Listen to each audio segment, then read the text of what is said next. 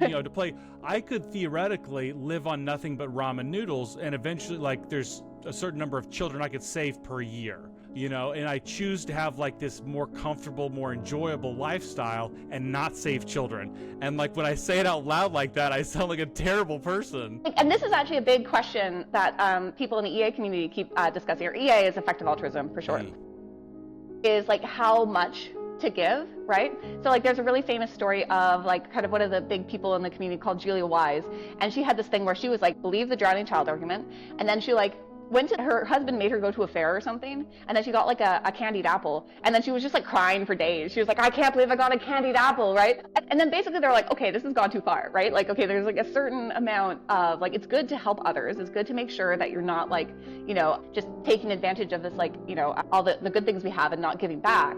But, you have to have a line, right? And so a lot of people, for example, what they'll do is they'll set up, for them, what they did is they just plan in advance. They're like, I'm going to give this much. We're setting this up, and like, that's just it, right? And so we can just like, and then I don't have to feel guilty about spending anything past that. And, I've come to the thing of like, I actually lived off of, so I was running my own charity. I could choose my own salary, right? And I'd fundraised a lot of money, right? But I was like, but this is actually just straight out coming from like, sick children in Africa, right? So like, how much should I pay myself, right? I was very much facing the drowning child argument every day. And I actually originally went with, I paid myself $12,000 a year US.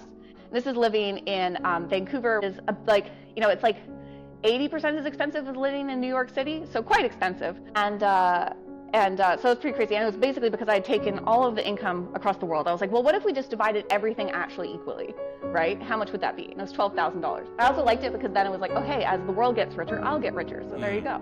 But now, actually, I've kind of changed my mind on that because I've just gotten so uncertain about what actually helps or not, right? So I've just basically gone through this thing of like, it's one thing if like you're walking by, there's a kid drowning and you could save them, right? But I think that actually we're more in a situation where like, okay, this is a very contorted metaphor, but imagine you're walking past a pond that's got a unbreakable dome around it, and there's a child drowning, and there's a button in front of it, and you can press the button, and there's some unknown chance it will save the child, and you'll never know if it saves the child or not.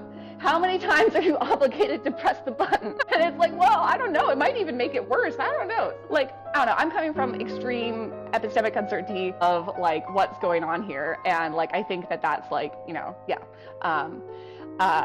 like it's never as clear as what you would hope it would be,